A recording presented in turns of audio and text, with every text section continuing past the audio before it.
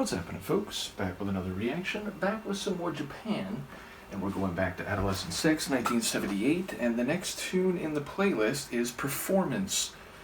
It's another single-word title. These do tend to be tough to get a read on in advance, but Performance refers to, and ultimately, as I'm about to say, the manner in which you enact something. It also is defined different ways in terms of a simple noun. It is a presentation, it is a demonstration.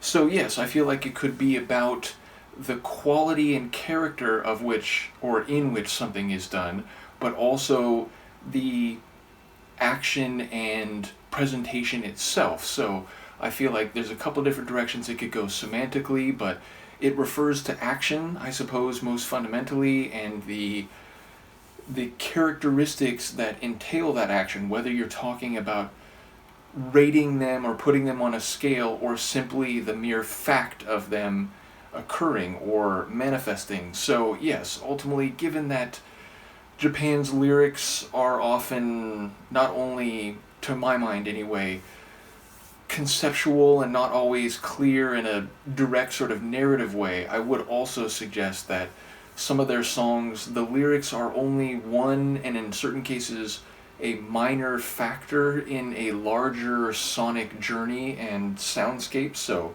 yes, I'll see what I can pick up about the word performance and otherwise on this first listen. This is Japan, the track is Performance, and it's from their 1978 album, Adolescent Sex. And once again, big shout out to Philip for sharing these early albums, as well as Han Solo and Izzy, who've both been involved in the Japan deep dive from the beginning.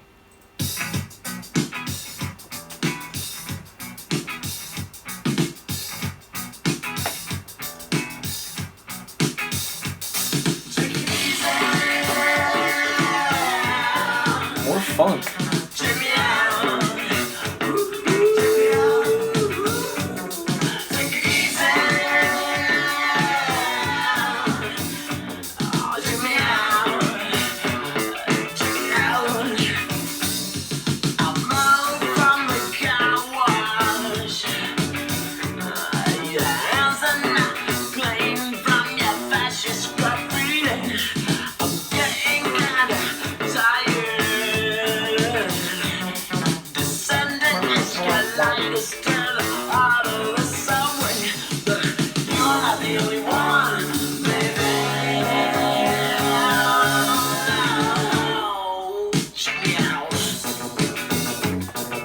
Love that.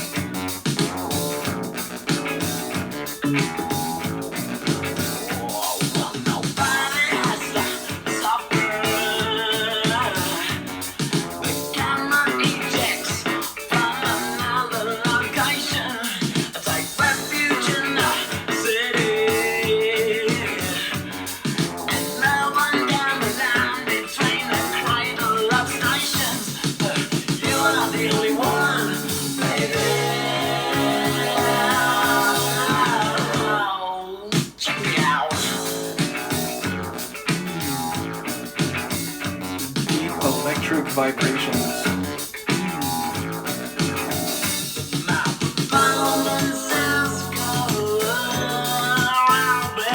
Performance is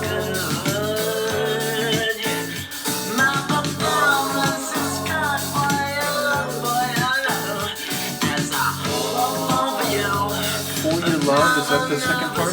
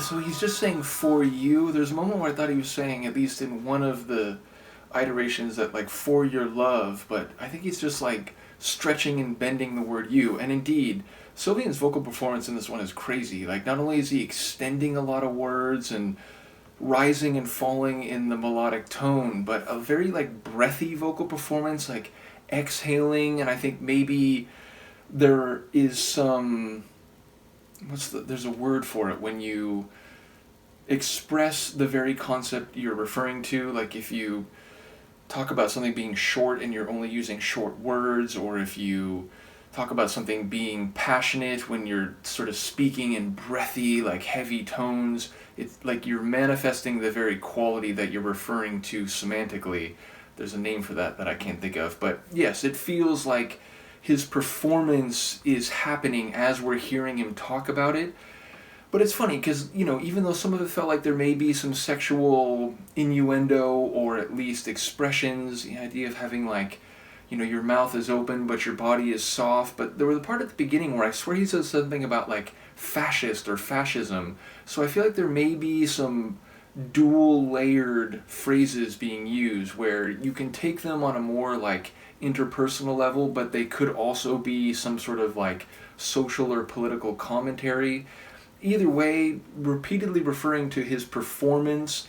And as I said, like, it's hard to think about the lyrics when the vocals, or the sonics are that funky, and, you know, they just exude a 70s sound to me. Not quite disco, but still with that dancing disco feel a little bit in the percussion and the rhythms, though maybe like disco filtered through some distorted drug.